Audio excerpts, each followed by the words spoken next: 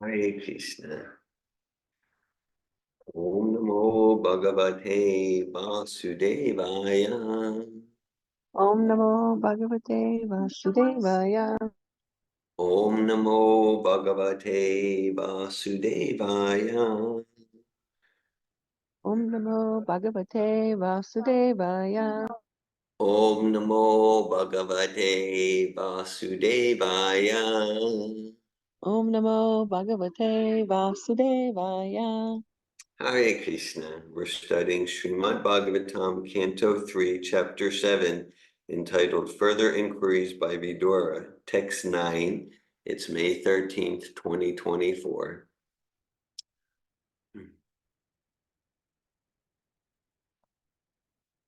Narayanam namaskritya naram chaiva narottamam devim sarasvatim vyasam tato jayamudiraya. Before reciting the Srimad Bhagavatam, which is the very means of conquest, one should first offer respectful obeisances unto the personality of Godhead Narayan, unto Narayan Rishi, the supremest human being, unto Mother Sarasvati, the goddess of learning, and unto Srila Vyasadeva, the author. Nasta prayesh vabhadreshu nityam bhagavata sevaya bhagavat utamashloke bhaktir bhavati naistiki. So text 9, Canto 3, Chapter 7. Maitreya Uvacha. Maitreya Uvacha. Saiyam. Bhagavatam. Maya. Yat. Nayena. Virujate. Ishvarasya.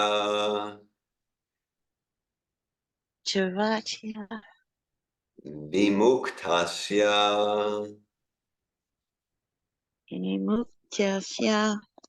Karpanyam.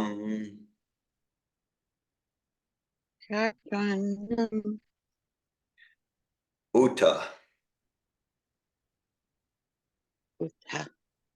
Bandhanam. Maitreya Uvacha. Sayam Bhagavato Maya.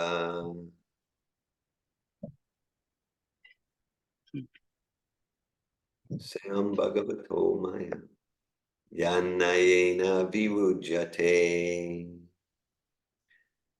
Yanayena Virujate.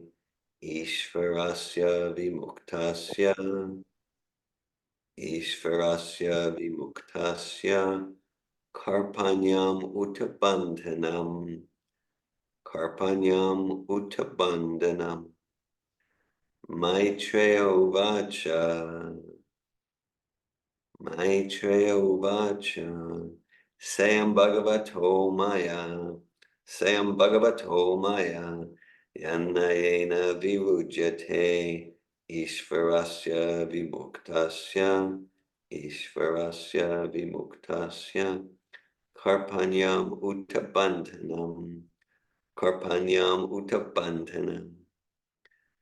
Maitreya Uvacha. Maitreya Uvacha.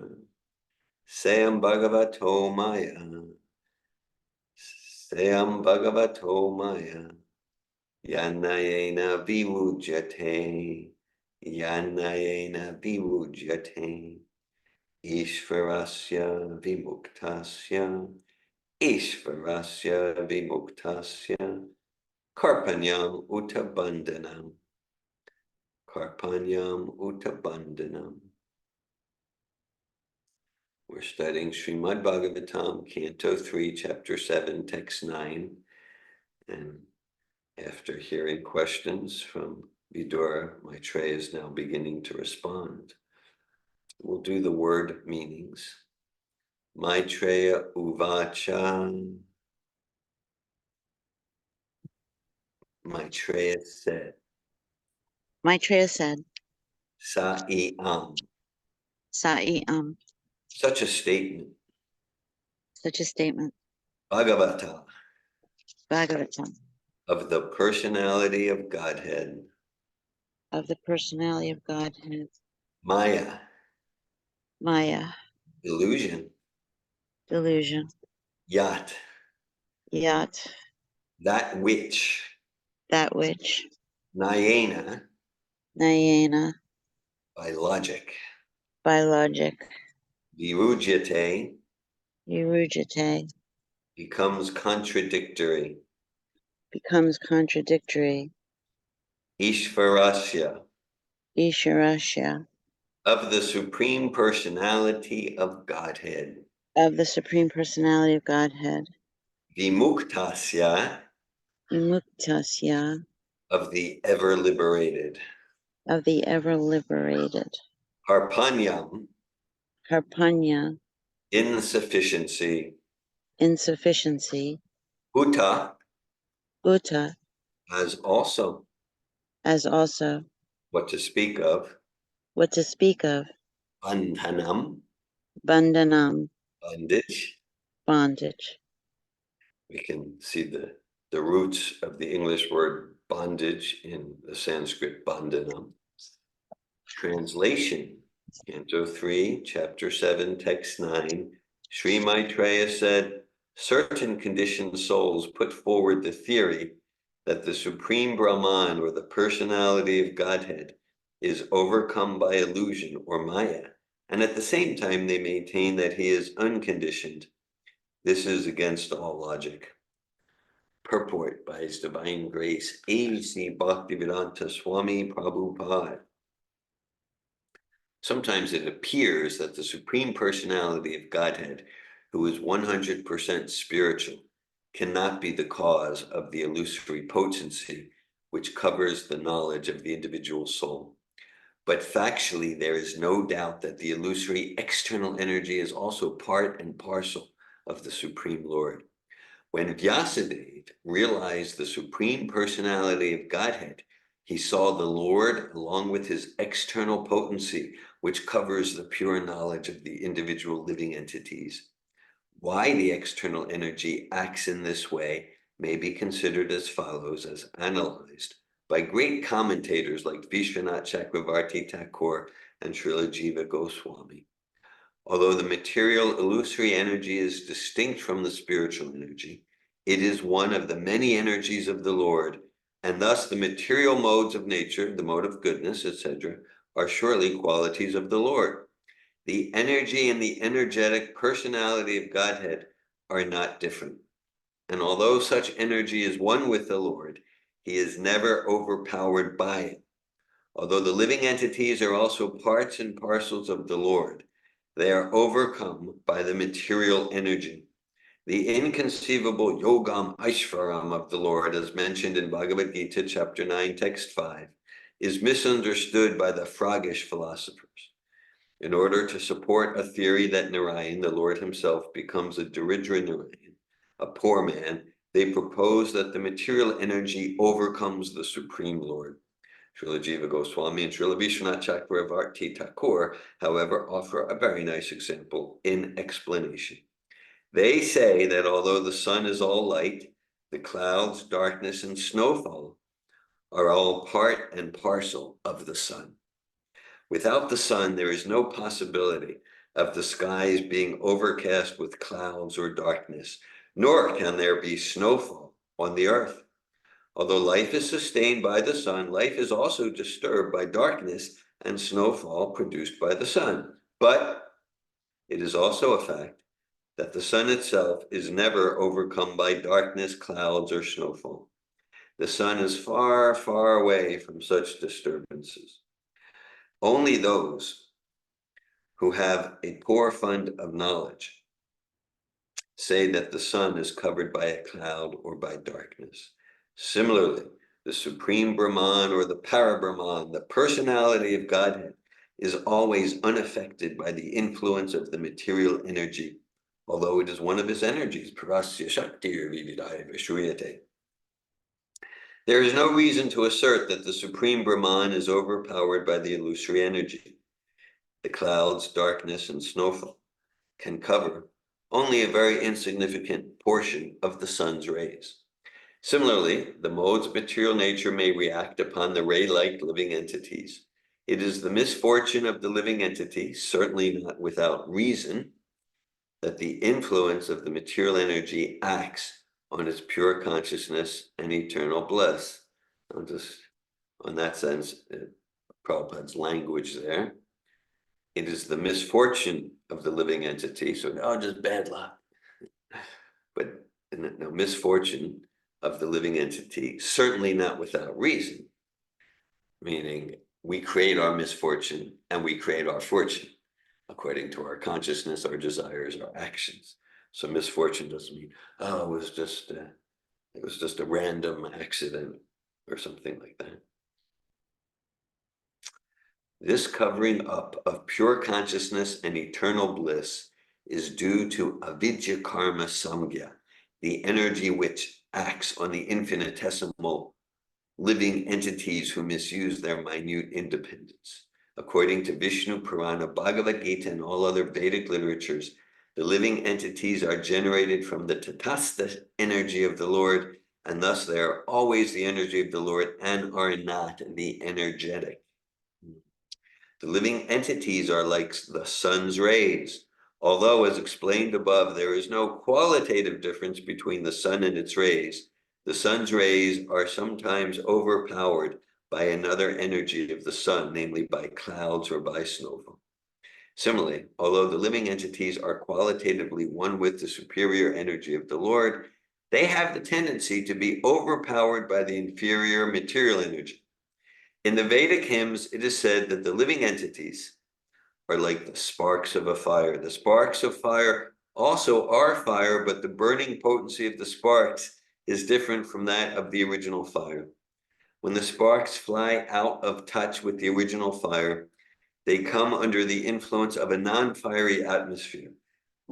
Thus, they maintain the potency to be again one with the fire as sparks, but not as the original fire. The sparks can everlastingly remain within the original fire as its part and parcels, but the moment the sparks become separated from the original fire, their misfortunes and miseries begin. The clear conclusion is that the Supreme Lord, who is the original fire, is never overpowered, but the infinitesimal sparks of the fire can become overpowered by the illusory effect of Maya. It is a most ludicrous argument to say that the Supreme Lord is overpowered by his own material energy. The Lord is the master of the material energy, but the living entities are in the conditioned state controlled by the material energy. That is the version of Bhagavad Gita. The froggish philosophers who put forward the argument that the Supreme Lord is overpowered by the material mode of goodness are themselves illusioned by the same material energy, although they think of themselves as liberated souls. They support their arguments by a false and laborious jugglery of words, which is a gift of the same illusory energy of the Lord. Again, interesting, even humorous language from Prabhupada. They support their arguments by a false and laborious jugglery of words, which is a gift of the same illusory energy of the Lord. But the poor froggish philosophers, Prabhupada using that term several times in this purport, relating to his story about Dr. Frog. But the poor froggish philosophers, due to a false sense of knowledge, cannot understand the situation. In the 6th canto, 9th chapter, 34th verse of the Srimad Bhagavatam, it is stated, Durababodha iva tabayam vihara yogo yad asarano Sharira Edam Anavikshitasmat Samabhaya Atmanai Ba Vi Kriyamanena Sagunam Agunam Srijasi Pasi Harasi. Thus the demigods pray to the Supreme Lord that although his activities are very difficult to understand, they can still be understood to some extent by those who sincerely engage in the transcendental loving service of the Lord. The demigods admitted that although the Lord is apart from the material influence or creation, he nevertheless creates, maintains, and annihilates the complete cosmic manifestation by the agency of the demigods. Om Ganatimirandasya Gananjana Shalakaya Chakshuranmilitam Yena Tasmai Shri Gurave Namaha Shri Chaitanya Manobishtam Stapitam Yena Bhutale Svayamupa Kadamayam Dadati Svapadantikam Vandeham Shri Guru Shri Yuta Padakamalam Shri Gurun Vaishnavamscha Shri Rupam Sagrajatam Saganaraganatam Vitam Tam Sajivam Sadvaitam Savadutam Parijana Saitan Krishna Chaitanya Devam Shri Radha Krishna Padan Sagana Lalita Shri Vishakan Vitamscha Hey Krishna Karuna Sindhu Dina Bandhu Jagat Pate Gopisha Gopika Kanta Radhakanta Namostute Tapta Kanchana Gaurange Radhe Vrindavaneshware Vishabhanu Sute Devi Pranamami Hari Priye Vanchakalpata Yubhyascha Kripa Sindhubhyeva Cha Patitanan Pavanebhyo Vaishnavebhyo Namo Namaha Jai Shri Krishna Chaitanya Prabhu Nityananda Shri Advaita Gadadhara Srivasadi Gaura Bhakta Hare Krishna, Krishna Krishna, Hare Hare, Hare Rama, Rama Rama, Hare Hare. Nama Om Vishnu Padaya, Krishna Prastaya Bhutale, Srimate Bhakti Vedanta Swami Niti Namine, Namaste Saraswati Deve Guravani Pacharine, Nirvishesha Shunyavadi Paschatya Desha Tarine. Srimad Bhagavatam, Canto 3, Chapter 7, Text 9. Maitreya Uvacha Sayam Bhagavato Maya Yanayena Virujyate Ishvarasya Vimuktasya Karpanyam Utabandhanam. Sri Maitreya said, certain conditioned souls put forward the theory that the Supreme Brahman, or the personality of Godhead, is overcome by illusion or Maya, and at the same time they maintain that he is unconditioned. This is against all logic. Okay, so this is one of those verses and purports we could do a series of classes on. We could do a whole course on. There's so much here. It's really like it's like a quintessential verse that kind of exposes a verse and purport that exposes what's called the Mayavad philosophy. And yes, there's a pastime of Prabhupada. He opens his first center in 1966 on Second Avenue on the Lower East Side of Manhattan, New York. And Prabhupada, in his talks, he would mention Mayavadis. And so it's described in one of the memories videos that so some who were there, they would afterwards they would talk, Mayavadis, I guess it's some group in some villages in India, something obscure. And then they realized maybe a few weeks or a few months later, oh, Mayavadis, that's me. That's me. That's us. So we're meant to read the books to understand the world and understand the philosophy, and to look at the mirror and look at us. So, okay, the essence of Mayavad, the essence of, okay, the Vad means truth, like Veda, or English words like video means like you can see, right? Visual, you can see, right? So Vad means truth, to see the truth, darshan. And then Maya, of course, it means illusion. Well, it's one meaning of Maya, illusion. And so the idea that the Mayavadis, their stance is everything is illusion. The actual truth is illusion. Everything is illusion. Yeah, okay. Different forms of Mayavad. There's everything ultimately is nothing, or everything is ultimately just the one, the undifferentiated oneness of spiritual energy, and matter is illusion. So one meaning of Mayavad is that so like when Krishna appears in any form, whether it's Krishna, Lord Nrsingadev, Lord Ramachandra, or when those Krishna appears, he appears in a body made of Maya. Might be relatively sattvic Maya, but he appears in a body made of Maya. So there's a lot to say. There's different forms of Mayavad. There's Paricheda and there's Pratibimba. And it gets to be quite an extensive analysis, and Prabhupada does analyze it in so many different purports. Actually, right now, I'm reading 5th chapter of Adi Lila Chaitanya Charitamrita, quite some extensive purports. Prabhupada dissects Mayavad philosophy, does that in lots of places. So the essence is, well, one way we can understand the essence is trying to bring spirit down to the level of matter. Okay, so trying to bring whether it's the pure devotee. Yesterday in class and discussion, we talked about this recent publication, Srila Prabhupada's Shastra, right? That everything from the pure devotee is nothing from the pure devotee is in any way influenced or tinged by the modes of material nature. Nothing is tinged by mundane cultural influences. It might appear to be,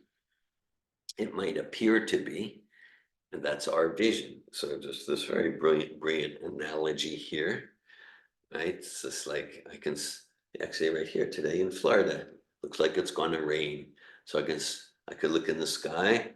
It's very overcast. The clouds covering the sun. I could say the clouds covering the sun. That whole statement, all it does is reveal my illusion. It reveals the limitations and defects of my very tiny, puny perspective. Right? The sun is just whatever, billions of times greater and grander than the cloud, as it's described here. Prabhupada's quoting, referencing Sri Jiva Goswami Srila Vishwanath Thakur. The cloud can cover just a minute, a fraction of a percent of the sky, and even the sky is just a fraction of where the sun rays covers. So the cloud is not covering the sun. The cloud's covering my vision, my very limited vision, right?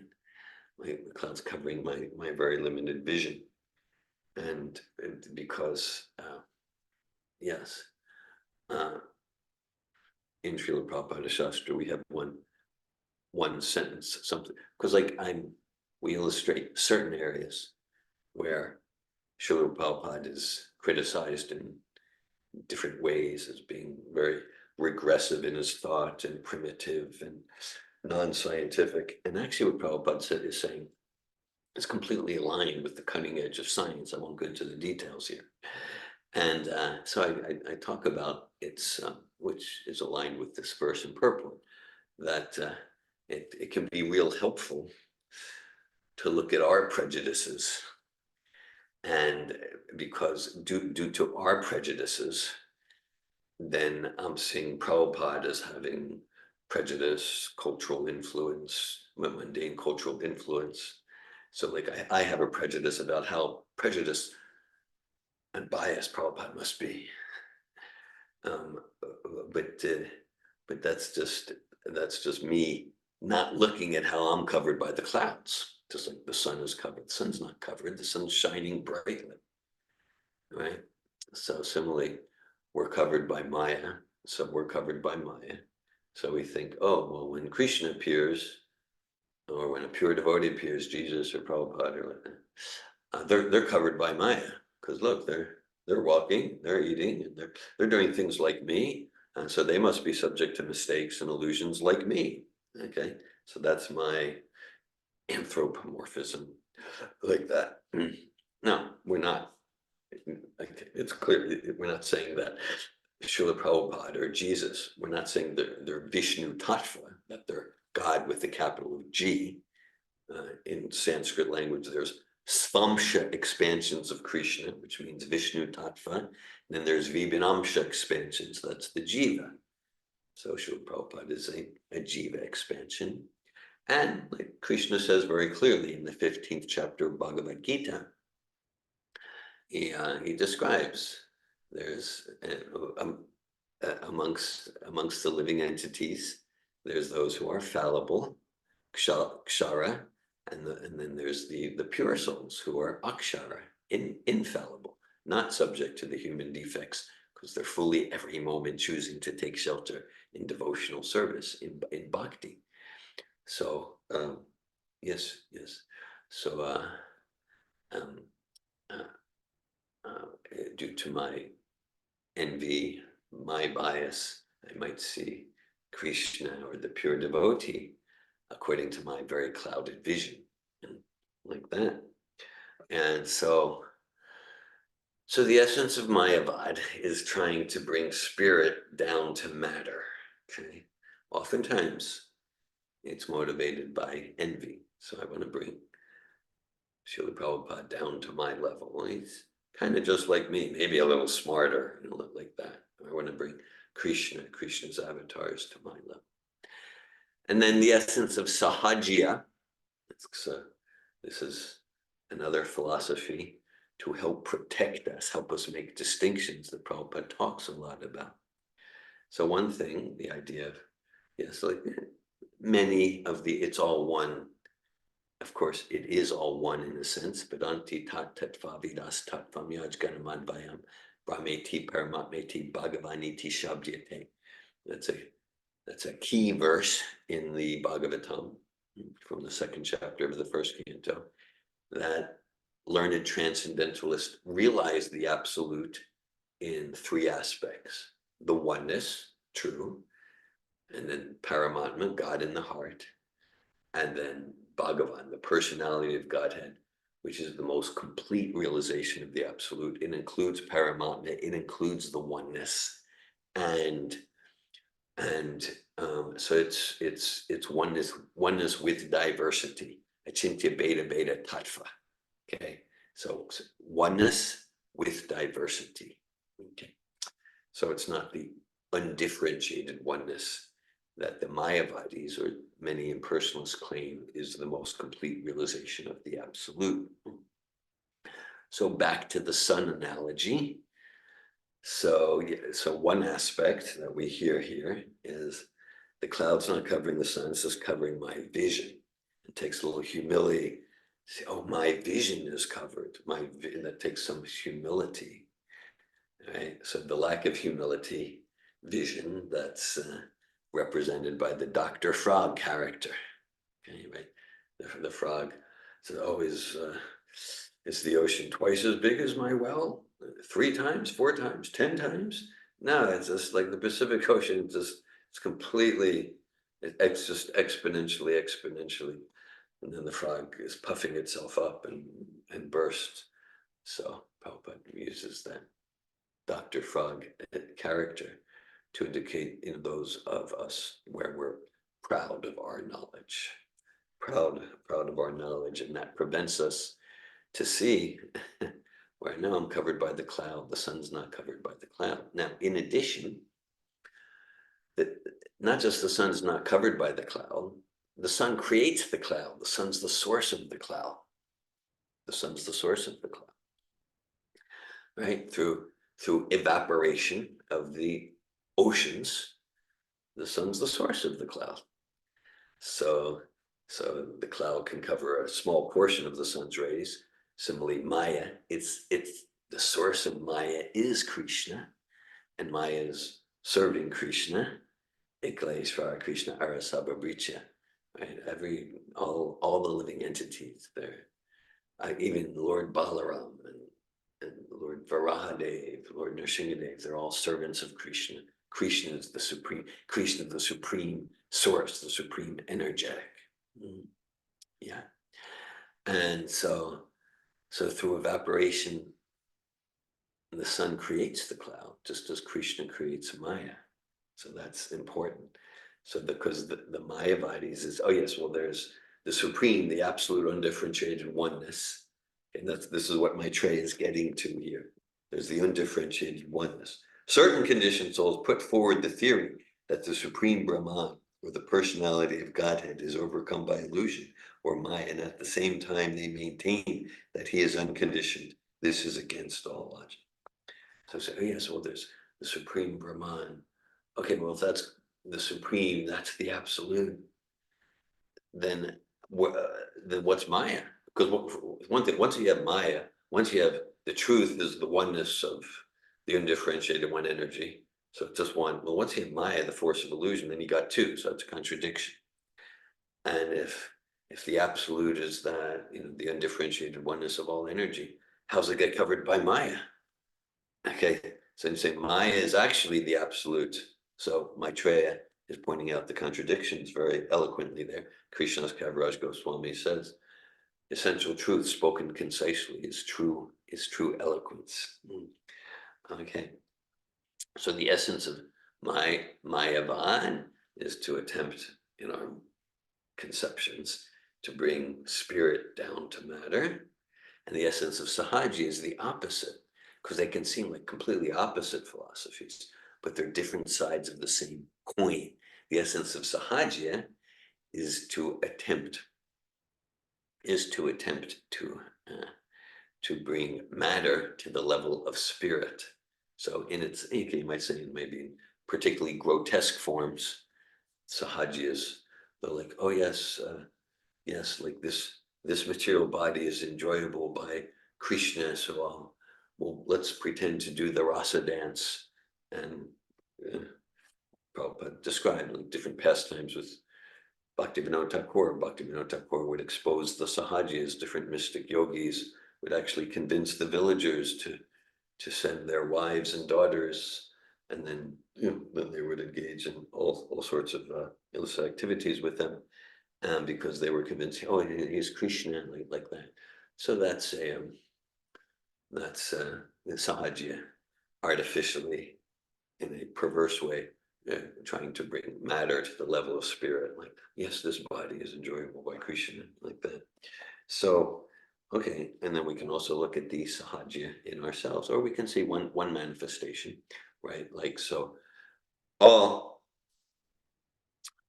of the personalities that Srila Prabhupada placed on the altar, okay, all the personalities, Srila Bhaktisiddhanta Gaura Das Babaji, the six Goswamis, and Panchatattva, okay, all the personalities, they're completely spiritual, no tinge of the mode's material nature. Right? So, in such a position, then one is non-different from their picture. One's not different from their form, just like Krishna. Angani yasya sakalendriya vittimanti pashanti panti kalayanti chiram jaganti nandi chinmaya sarujvala vigrahasya Govinda Mari Pusham Tamaham Bhajami, completely spiritual body, not with like the limits of material limbs and material senses. So those on the pure platform, that's why their picture is non-different from them, just like their name is non-different from them. Yeah. So now, if we got the picture of someone who in any way is influenced by the modes of nature, even some slight enjoyment of being appreciated or aggrandized. What to speak of someone who's immersed in just gross, egregious, vulgar activities, right? So then such a person is not different from their picture. And to place that picture on the altar, I mean, one point is, if we look at the instructions that Srila Prabhupada gave to add any pictures to the altar he established, we won't find any such instructions. So that's interesting. Similarly, we look at the instructions Prabhupada gave to add pranam mantras other than the pranam mantras he gave us, we won't find any. He never indicated, never said anything like that. So I'm saying, even if someone is a completely pure devotee, it's questionable whether Prabhupada in his movement would want to add pranam mantras or pictures on the altar like that. Yeah. So, but then if someone is in any way tinged by the modes of material, then their picture is not different from, it is not different from the actual person. And then to put that on the altar, that becomes actually in the booklet Srila Prabhupada Shastra, I called it it becomes the golden calf parampara, right? Talking about the Jews from the Old Testament. Moses came down from the mountain and they were worshiping a golden calf. He got frustrated with all those Jews like that, and they're just worshiping money and like that. Okay, so again, we can think of examples and we can look at, okay, where am I giving service and obeisances to something material? That's idol worship. That's idol worship, and it's a form of sahajya. It's a form of sahajya, trying to bring matter to the level of spirit, and it's gross. It's vulgar. So Prabhupada, one of his main cautions to us was don't change anything about the deity service. So let's just add pictures here and there, which is happening extensively in places supposed to represent Srila Prabhupada. Let's just add this picture, and sometimes in deity's room you get 45 pictures. Maybe I'm exaggerating, but I might not be. Well, they get at least 5, 6 different pictures and like that. So add this one, so yeah, so like you have and you've had in the past and have in the present in certain places, supposedly representing Prabhupada, pictures of people on the altar who've committed egregious violations against children, for example. So I don't want to be gross or vulgar, but I'm just sharing the truth. So these are things to be sober about, to be sober about. Okay. So Prabhupada references here, he references another key place in the Bhagavatam. He writes, when Vyasadeva realized the supreme personality of Godhead, he saw the Lord along with his external potency, which covers the pure knowledge of the individual living entities. So Prabhupada is referring to this very key part of the Bhagavatam. First canto, chapter 7, well, really the first 11 or 12 verses or so, particularly verses 4 to 6. And it's the samadhi, the meditation of Vyasadeva that led to Vyasadeva revealing Bhagavatam. I won't go into too much of the history, but Vyasadeva gave all the Vedas. He was despondent, wasn't satisfied because he kind of knew people aren't going to get the essence of devotion to Krishna. His spiritual master comes along, Narada Muni. Narada Muni says, how come you're depressed? Vyasadeva says, you don't need to ask. You're like the master of empathy. You're the master of empathy, essentially a super soul connection. You don't need to ask. You know what's going on with me. Narada says, yeah, you're right. I see what's going on with you. You gave all these literatures that are like, yat vayasam tirtam, that are like pilgrimage places for crows. The distinction is made. Crows and swans, they are both bird species, but crows will be attracted where there are dead bodies, where there's blood, where there's garbage, like that. So Narada is essentially saying, yeah, all these Upanishads you wrote and all about Jnana Yoga, Karma Yoga, the Vedas, and this and that, they're like a pilgrimage place. It's powerful literary language. Pilgrimage place for crows, okay, refuse.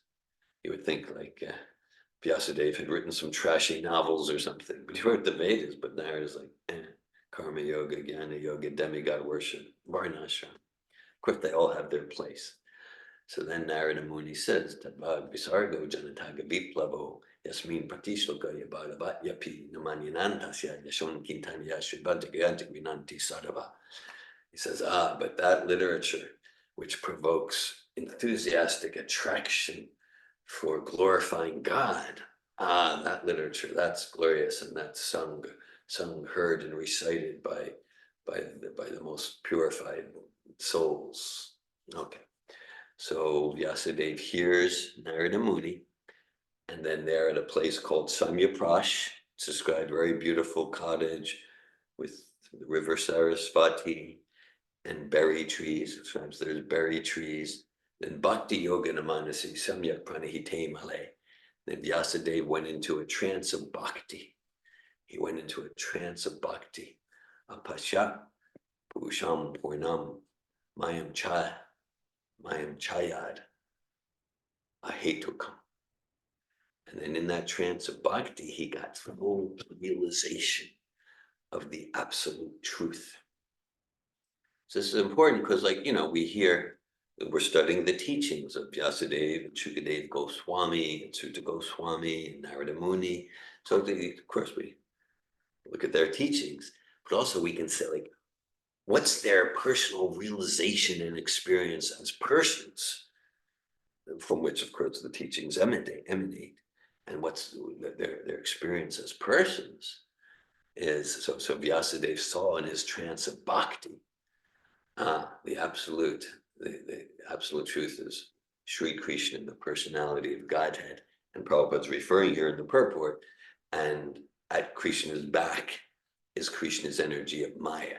So Vyasadeva, the compiler of the Vedas, including the compiler of the Vedas that talk about, that emphasize the oneness. Vyasadeva is the compiler of all that. He's the source of it, and his realization is the complete aspect of the absolute truth is Sri Krishna, the personality of Godhead, and Maya is at his back serving him. Maya is at his back serving him. So she's a maid servant of Krishna, as described in Brahma Samhita. Srishti Stiti Pralaya Sadhana Shakti Reka Chayeva Yasya Bhuvanani Vibharti Durga Itana Upamapi Yasya Chachesta Tesa Govinda Mari Pusham Tamaham Bhajami. Maya, Kali, Durga, the prison house in the material world, the personification, the warden of the prison house. She's serving for the pleasure of Krishna. She's serving for the pleasure of Krishna. And so Vyasadeva, that's what he realized in his trance.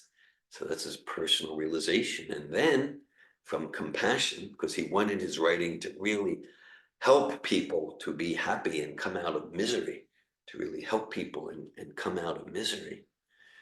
And so then it's described there in that 7th chapter of the first canto of Bhagavatam, text 5.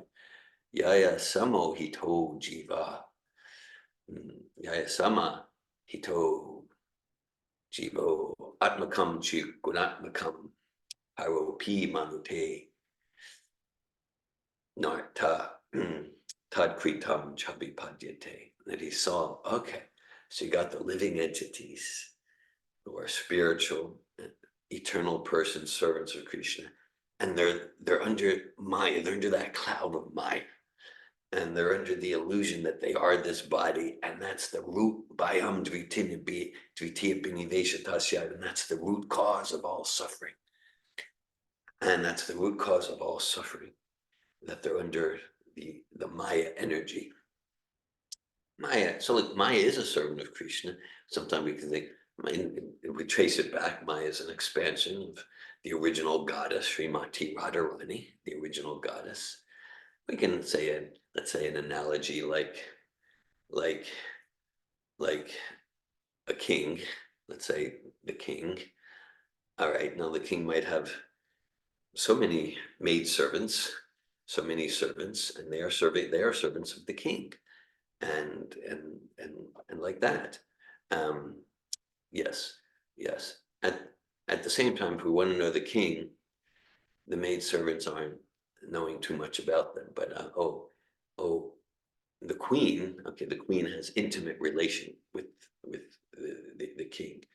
So from the queen, we can really understand intimately about the king. And so similarly, related to this verse, and so the maidservants, they just take the orders of the king or the king's representative, and the maidservants, they don't have any influence on the king, right? But the queen, we know, the queen, she's so powerful.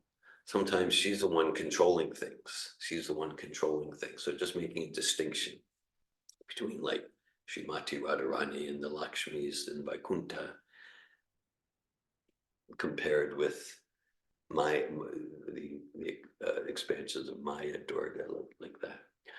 So Vyasadeva in compassion, he sees Krishna, the supreme, the source of all energies. Aham sarvasya prabhava matasabam pravartate timatva bhajate mam buddha bhava samanvita. One who realizes Krishna as a source of all emanations naturally engages in devotion with love. And then, so then as a result, then the action plan, then the text 6 of chapter 7, Canto 1. Anartopad, this is Sutta Goswami describing the meditation ecstasy of Srila Vyasadeva. Anartopashamam sakshat bhakti yogam ad hokshaje, bhakti yogam ad hokshaje. Lokasya janatad vidvams chakre satvata samhita. Right? So the meditation, it's a bhakti trance, bhakti yogi, bhakti yogi namanasi. And then the result, so the Vyasadeva sees the problem, he sees the truth in all its facets with Sri Krishna as a source of all energies. And he sees the problem is the living entities are thinking they're the body. And the solution, Bhakti Yoga to Krishna, the transcendental personality of Godhead. So as a result, after compiling all the Vedas, which weren't so satisfying as a result, Lokasya Janatad Vidvams, Chakre Sattva Samtam, Vyasadeva revealed the Srimad Bhagavatam. He revealed the Srimad Bhagavatam, which is Sarva Veda Dhyasanam Saram Saram Samudrita, which is the cream of the Vedic literatures. Nigama Kapataur Galitam Palam Shukamukadam Rita Drava Samyatam Pibata Bhagavatam or Samalayam or Hovasikat Bhuvi Bavuka. O expert and thoughtful sages, relish Srimad Bhagavatam. It is the ripened fruit of the desire tree of the Vedic literatures. It emanated from the lips of Srila Shukadeva Goswami. Therefore, this fruit has become even tastier, even though its nectar was already relishable for everyone, including liberated souls, including liberated souls. So similarly with Shukadeva Goswami, the Bhagavatam, practically all the Bhagavatam, it's the realizations, the teachings of Shukadeva Goswami, which culminates in the essence is Bhakti Yoga to Krishna. And we can look at Shukadeva Goswami, the person, just like we looked at Vyasadeva, the person. And as a person, he's completely dedicated to Krishna, to serving Krishna. Similarly, in that same place in Bhagavatam, it's text 10 of chapter 7 of Canto 1. It's called the Atmarama verse. Atmaramas Chamunayo, Nirgranti Apyu Krame, Urvantya Hetu Kim Bhaktin, Itambuto Guno Hari. That Shukadeva Goswami, he was a realized impersonalist, but he had no envy. And so he was wandering in the forest and he heard verses of the Bhagavatam. And then he came back and heard the whole Bhagavatam from his father Vyasadeva, and he full devotion to Krishna, devoted himself to. So that's who these personalities who speak Bhagavatam in the Vedas are. They're pure devotees of Krishna. And yes. So much here in this somewhat lengthy purport. Prabhupada gives examples of sparks. Yeah, so there's places where Prabhupada goes even more into that analogy. Just like you have the fire, okay, the fire. And so a spark might leave the fire. And if it leaves the fire and lands on water, that's compared to us leaving the transcendental association of Krishna and Bhakti Yoga and Krishna's pure devotees, and associating with the mode of ignorance. Like in water, the spark is completely extinguished. Now, it's an analogy. The living spark is never completely, it never died, it's never completely extinguished, right? Avinasi tu tadviti, yena sarvamidam tata, vinasham, aviyasyasya nakaschit kartumarhasi. Krishna tells to Arjuna, know that that which pervades the body, the spirit soul, is never destroyed. No one can destroy the imperishable soul. But as a metaphor, as an imagery, the spark landing on water, that's like tamas gun, the life, the consciousness practically completely covered. As a general principle, to the extent that we associate with lower modes, with the lower modes of material nature, then we are like automatons. Then we're just like yantra mudani mayaya, and we're like just trapped on the machine of material energy.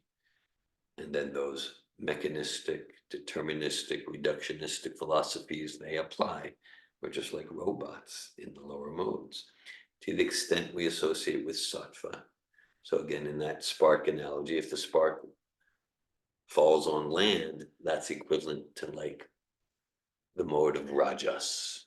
Okay, on land, you can still see the spark compared to if it lands on water. You can still see the spark. Okay, it's there, like that's like rajas. And if the spark lands on like dry grass, that's analogous to sattva. Because in sattva, okay, to the extent we're associating with sattva, our habits are sattva, our thoughts are sattva, then that living spark can shine brightly. It's not complete transcendence, like fully in the fire, but with sattva, like dry grass, it catches on fire. And then, so to the extent, we cultivate sattva, then we're relatively happy, and we want to avoid those sattvic traps of becoming attached, feeling superior because I'm relatively happy, and that we want to use that sattvic platform to cultivate urgency, to launch into transcendence, which is Shuddha Sattva, Bhakti Yoga. Another example Prabhupada gives, another fire example, fire, sun, heat. These, that's the theme here. Just like wood, let's just say wood. That represents tamas, ignorance. Then apply some heat, you get some smoke. So that represents rajas. But if you actually have the flame, that represents sattva. And Prabhupada emphasizes, with the flame, that's really useful. Then we can heat a room, we can cook food. So the sattva, that's really useful. That's really useful. And then let's continue with the metaphor. So just like maybe we're applying some flame to the wood, right? Maybe we're hearing Bhagavatam, chanting Hare Krishna, chanting Japa, okay? And then let's say, to the extent that our habits, to the extent that we're violating regular principles of freedom, then it's kind of like, well, we might be applying some flame, but we're also pouring water on the wood. The wood's very wet, to the extent that we're not following regular principles. So it's not about good, bad. Saint Augustine said, you're not punished for sin, you're punished by sin. Meaning, like, if our goal is to have that flaming consciousness and that blissful consciousness in bhakti yoga, then if our activities are pouring water on the wood, it's not that the holy name is weaker or Bhagavatam's weaker or Bhagavad Gita, but our receptivity, we're making it just that the process that much slower because the wood's very wet. And to the extent that we're following the regular principles and we rise early and fulfill our vows for chanting and studying Prabhupada's books and yeah, and to the extent we're following regular principles, whether it's sattvic communication, sattvic relation with sleeping and eating and mating and all of that, then it's like then the wood's dry wood, and then we're ready to fully uh, become blazing sadhus like that. Okay, so again, there's a lot here, and I only covered some of the elements of the purport. Before we go to questions and comments and realizations, I'll read the verse one more time. Canto 3, Chapter 7, Text 9. Maitre uvacha sayam bhagavato maya ayanayena virujyate ishvarasya vimuktasya karpanyam utabandhanam. Sri Maitreya said, certain conditioned souls put forward the theory that the Supreme Brahman, or the personality of Godhead, is overcome by illusion or maya, and at the same time they maintain that he is unconditioned. This is against all logic. Hare Krishna. Again, a classic verse and purport, dissecting Mayavad philosophy and presenting Achincha Beta Beta Tattva Bhakti Yoga. I welcome any sharing, questions, or comments at this time.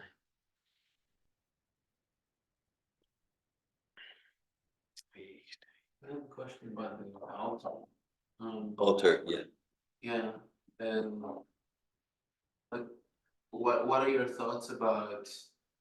I mean, putting other characters Yeah. to the Parampara. Like, I'm also disturbed by that a lot. But what if, let's say, someone puts like decorative like parts, Decorative, okay, yeah. like a golden cow, but Again, like a golden cow, but yeah, well, maybe not golden, but like Yeah, cows. For yeah, example. okay, yeah.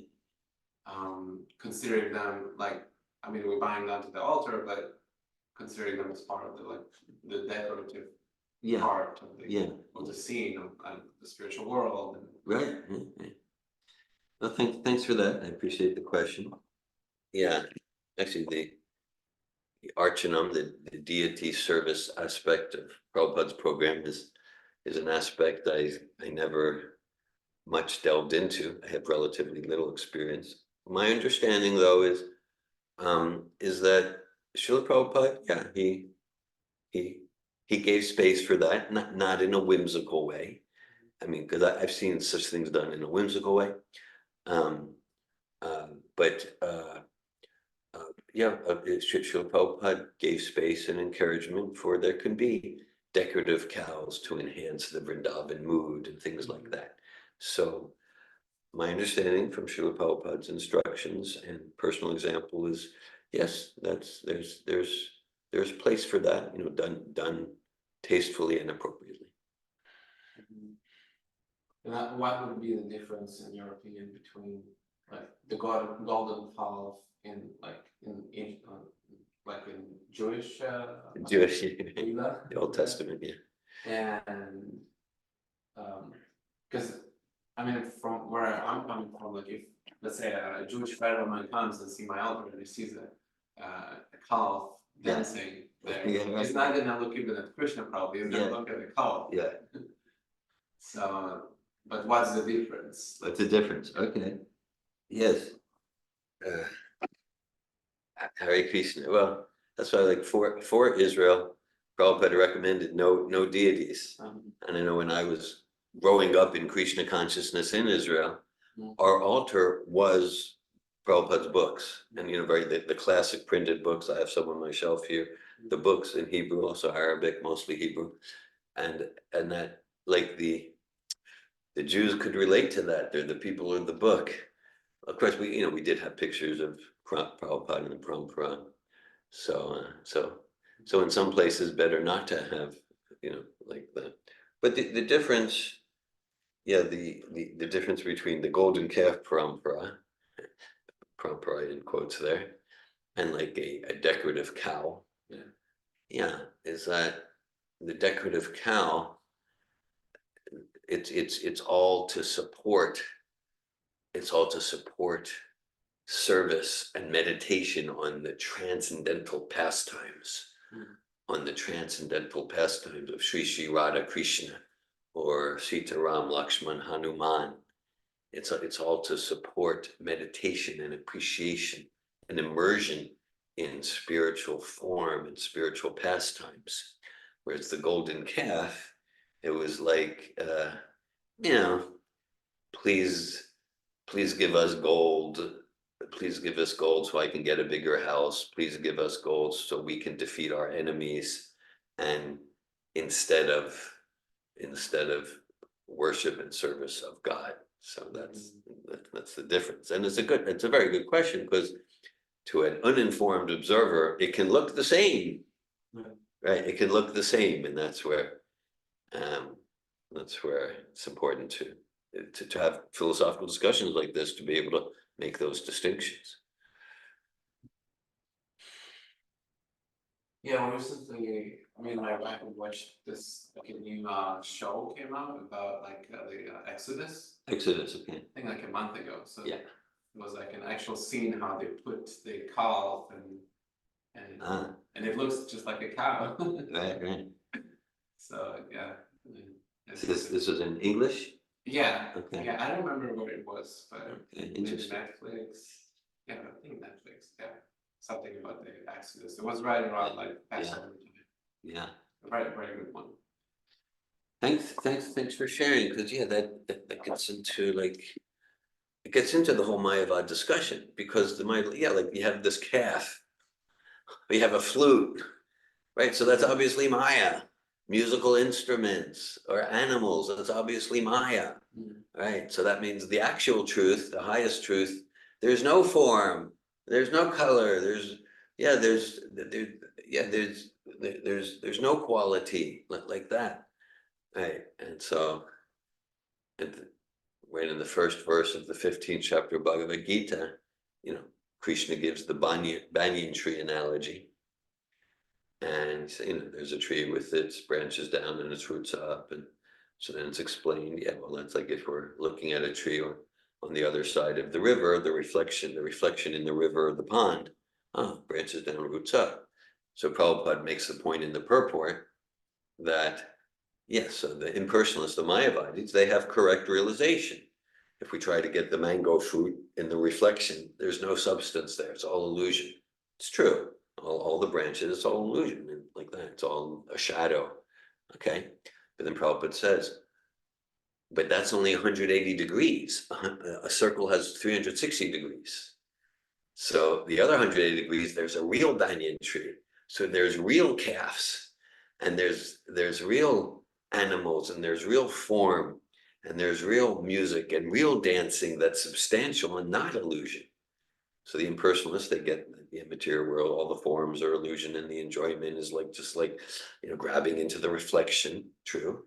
But then there's substantial, there's the real banyan tree, and we get there through bhakti. So I appreciate this, because there's the golden calf, that's the illusion, if I have money, like that. But then there's actual, then there's, okay, so money is material. No. If we use the money energy in the service of its source, Krishna, then money becomes Lakshmi.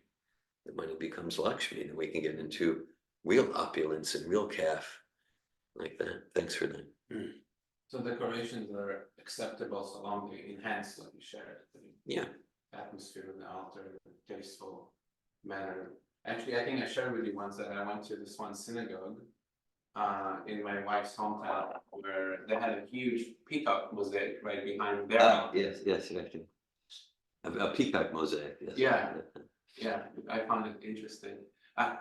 Just as a sort of like a devil's advocate, what if the people that put like different other characters on their altar, what if they say that just like someone put a calf or a cow, they'll on the altar as a decoration to enhance the atmosphere. Yeah. So they put their spiritual master or someone on the altar to enhance also the atmosphere, not to not to take worship. from the spotlight from Prabhupada, but just Yeah. to enhance, let's say. Okay, Just Yeah. like the devil's advocate. all right, well, yeah, To- okay, well, then Hare Krishna Prabhupada. Yeah, well, so the picture of my guru is a decoration. Well, then this gets to be like speculation.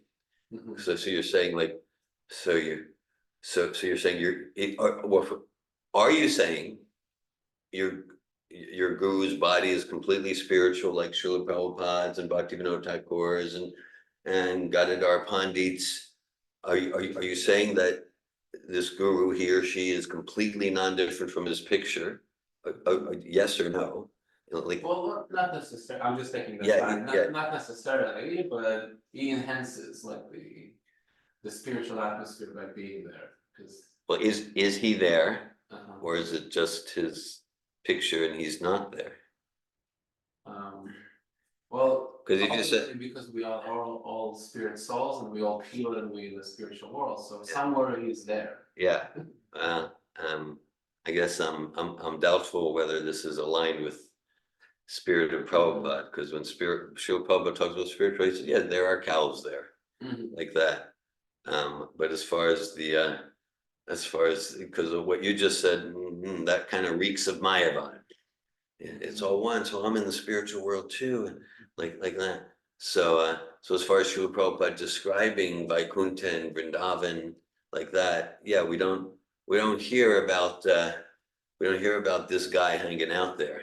We do hear about cows. So I'm questioning whether that's in the line of Prabhupada's permissible decoration. I appreciate the conversation. Anandini. Hare Krishna. I also appreciate, and I have more things to add because we have discussions like this at home. Yeah. One is Anuk and Noah, they have this animal shelter. They have rabbits, Yeah. and they take donations, and the agreement is that they offer, when they buy food for the rabbits, they offer it. I've given a donation to those rabbits. Yes, you have. So we have ongoing discussions. How can you offer grass and hay to Srila Prabhupada? He doesn't like to eat that. Yeah. Krishna doesn't like to eat that. So how can you do an offering? And we did have the option of putting a cow on the altar next to Krishna. Okay. Srila Prabhupada, and then to Krishna, and the cow can take it. But we don't have like a final conclusive method that we all know that's proper, bona fide. Yeah. So that's one thing. And the other is that so my husband, every morning he lights incense and he offers it to the deities and to Srila Prabhupada. And then he offers it to the we have a Shiva, what do you call Murti? Shiva next to the door, and we have a picture of Hanuman, and we have a picture of Radha Krishna, and then we have the Panchatattva dancing on the streets. And so he goes and he does all the and recently he said to me, like, Anandini, like, if you put up more pictures, I'm never going to end. I So for him, it's not, none of these pictures are decoration, and I looked at them as decoration, and I'm reconsidering. Like, I was actually, considering perhaps take all the pictures down that are decoration and just have, so that's another conversation. We don't have a conclusion. Okay. Another one is that we're considering to put a curtain in front of the altar. Yeah.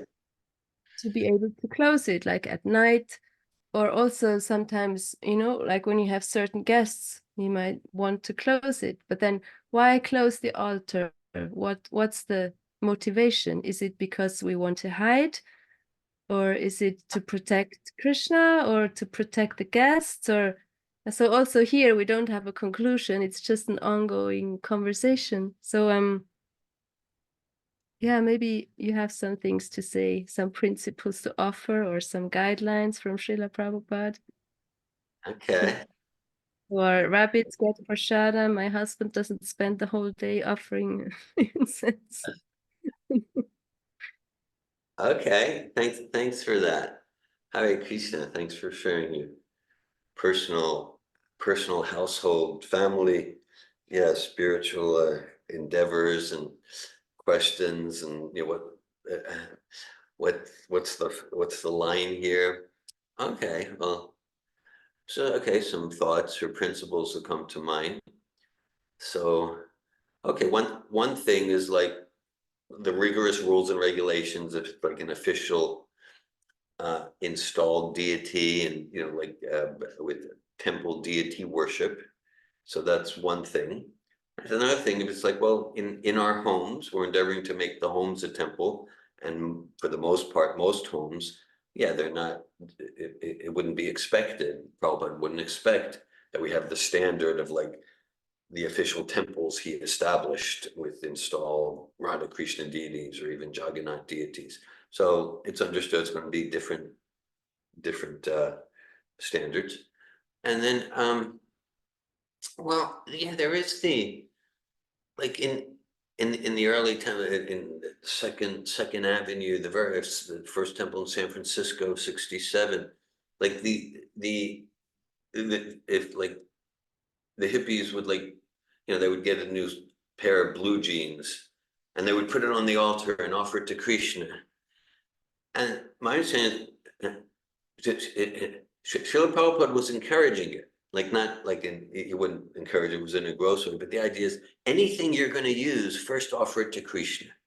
For not that we know that Krishna wears blue jeans, we don't, you know, like that, but the idea, but Srila Prabhupada, he was seeing the sentiment, like, okay, they're going to use something, and they're not, you know, they're not going to do like strict rules or anything, but he was encouraging. Yeah, so before you use it, offer it to Krishna. So the family gets a new car, offer it to Krishna, and so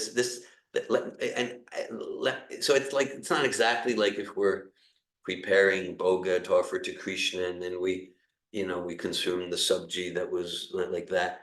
But it's the principle that with anything we use, offer to Krishna, not like in a gross way, like if someone's going to eat meat, but if someone has a car or some new set of clothes. So somehow or other, it might not be an official mantra or something, but okay, here's here's grass we're feeding to our rabbit. So somehow with heartfelt devotion, offer it to Krishna. Please spiritualize this process. And then so like you know the principles there, because also all around my house I have different pictures of Krishna. I have different pictures of Krishna. So yeah, every picture of Krishna or the Panchatattva or Srila Prabhupada, they're non-different from the person.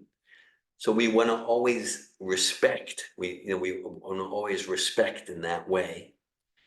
So at the same time, that's different. That's different than like, okay, a picture on the altar. I might, you know, that where we maybe daily we do a particular service or like that. So like in the morning, when I offer incense, we have this little altar in the kitchen, offer incense. Sometimes I'll go around and offer to the picture of Krishna and the deer in the hallway, but it's not like I go to every picture in the home. So it's like those pictures in the home, they're decoration. So it's not like we need to feel obliged every time to go. At the same time, let's respect that this is Krishna. This is Srila Prabhupada. And that respect includes, let me be conscious of what I'm doing in this room. Let me be conscious of what I'm doing, because it's one with Krishna. It's non-different from Krishna. At the same time, it is different than the pictures we put on the altar. We might serve them in different ways. And then as far as like putting a curtain, well, I mean, maybe sometimes for certain guests in service to Krishna, we might choose to close the deities, because it's our particular service to cultivate someone. But that's different than, oh, I'm kind of embarrassed that I'm kind of embarrassed that I have this picture of Prabhupada, Nrsimhadev. It's like, to what extent is it just my fear and need for approval? To what extent is it service? And then apart from any hiding discussion, the idea is to put the deities to rest. And so we close the light, and that's why we might have we close the curtain, so that at night the Sri Sri Radha Krishna, Gaurnitai, the Parampara, that we're putting them to rest. So those are some principles. Thank you. Thank you. I like all of that. And I have one more question. So a person, like if I put a picture of the person of someone who's not on the pure platform, is it harmful for the person? Or the person who allows it to happen, is it harmful for their spiritual life? Well, the way you worded it the second time, I would say definitely 100% yes, it's harmful. Yeah, definitely 100% yes, it's harmful if they're allowing it.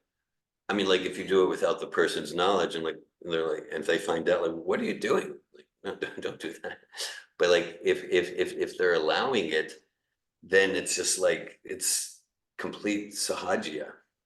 It's just like, yeah, then it's just like taking, my desire for adoration and worship and puja and pratista and distinction, which we all have. I'm not criticizing people for having like that. And we're taking that junk, again, which we all have, we're taking that junk and mixing it on the sacred altar of Radha Krishna and Srila Prabhupada. That gets to be a very vulgar, a very, very vulgar transgression. Mm-hmm. And the first version, like if someone puts a picture of someone who's impure. Well, then that's just your foolishness. Mm-hmm. So it's But not harmful in a sense. It's more like it's not going to get me very far if I do that. yeah, right. And it might impede your progress. But if it's not like the person whose picture it is saying you need to do that, or you should do that, okay, but then it's just like, let's say we worship Tulasi Devi, we make spiritual progress. But let's say instead we just take some weed from the garden, like that, and just, we're not going to make progress. And here again, when with foolishness, yeah, we might not make progress, but it could be more than just like we might be harming our efforts. Probably are, because we're taking a golden calf, we're taking a material picture and putting it without Prabhupada's permission on the altar of Radha Krishna, Gaurnitai, and so that gets offensive. It might be, we might be impeding our progress and damaging. Thank you. That's clear. Thank you, Anandi. Bhaktin Danielle. Hare Krishna. I just feel so enlivened and inspired by this conversation. I wanted to just show I actually do have little cows, and I have a little cow and bull. We have about 3 peacocks, and I have a monkey and a couple birds on our home temple. We do close our temple doors, and then we have also Prabhupada's Murti here, and so I will close the full room off. In addition, I always give Prabhupada reading material. He has little instruments that he likes to play, kartals, and we also do put them. We have 2 types of different beds. We have beds for the afternoon, and we have beds for going to bed at night. And then Prabhupada, he has his little blanket on because it's still kind of early. But yeah, I feel very enthusiastic in my research that having animals around the altar is, I mean, I've seen so many examples at different temples of having animals all over the altar, and flowers and fruit and vegetables and all of the things that Krishna is surrounded by and enjoys. So for me, I don't know. I haven't read anything that says it's improper. I have read places where Prabhupada doesn't want people to do puja to cows, that we're not worshiping cows in like in a direct deity sense. But I know that we do have special relationships with like Tulasi Devi, and I think that there is a way in which we can, like you're saying, dovetail all of our offerings. They emanate from and find their completion in Krishna. So, and I don't think there's any. I offer everything. I mean, even if it's not edible to humans, you know, I imagine spiritually somehow Krishna is able to consume that. I mean, we talk about the Virat Rupa, and his mouth is like an all burning fire. So somehow I'm imagining it's transcendentally passing his lips, and he's distributing it back out, coming in and out, kind of. I don't know, at least that's my sense from my reading. Hare Krishna, I just appreciate this discussion so much, because yeah, I didn't even think to question it. I just kind of, I started researching it, and then I just started implementing what I was seeing, and I didn't see any injunction against it. So yeah, if anyone does find anything for or against, I would be very curious to find out more information about how we're I mean, I give them reading materials, I give them anything that we have, I try to give them first, like you're saying. And it's very supportive to think that this is okay to do, because I don't know, I just didn't think that there was, I haven't read anything that says that we shouldn't or can't give them new clothes or what. I mean, everything comes from Krishna, right? So ultimately reminding myself of that I feel like it's important to do that. So even if we buy new toys for Saraswati and we come in here, she'll line up all her little dolls to make sure that she's offering them before we let her go and play with them. And I don't know. So if anyone finds anything or knows anything, I'd be very, very curious. Hare Krishna, thank you for the class this morning, and for all of these very rich and I think very important questions. As you know, we try to bring Krishna consciousness into our home life and deity worship specifically, because it's a little bit nuanced, you know, doing it in a home environment. How do we be respectful of these, you know, these are God, like God is here. So how do I interface with God, and why am I doing that? And I really just try to see it as especially like the afternoon time, Krishna taking rest from being observed and having that deference of a great, if a great personality was here, I would want to give them the respect of peaceful time for quiet contemplation and meditation. It allows me time to clean up and get ready for whatever happens next. So it just seems very respectful to have that time. And then if there is stuff going on, if there's prajalpa or whatever happening, to also be respectful of that.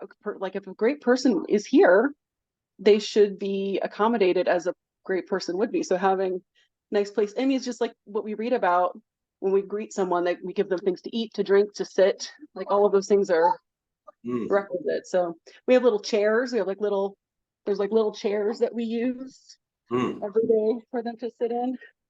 We have little thrones. So it's quite elaborate. Anyway, I have a lot of fun. It keeps me really focused. So Hare Krishna.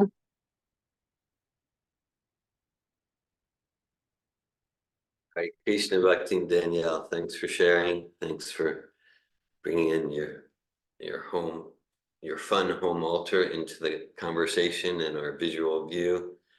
And I'm moved by your personalism, and that's it. Yeah, the Krishna.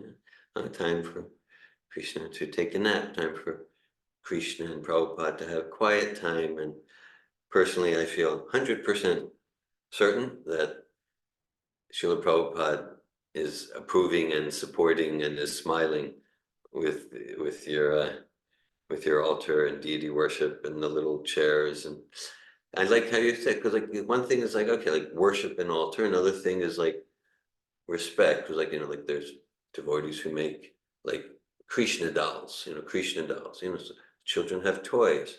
So it's important. So and there are there are statements from Prabhupada like that. If like children are playing with forms of Jagannath, Krishna, so it's understood they're not going to be served like on an altar. At the same time, it's very important that the parents guide the children to respect, the children don't become violent with the Krishna pastime toys, so the respect, and then through that respect, they grow in devotion very naturally. Thanks for sharing. Very, very fun. Thank you, Bhakti and Danielle. Srimad Bhagavatam ki. Srila Prabhupada ki.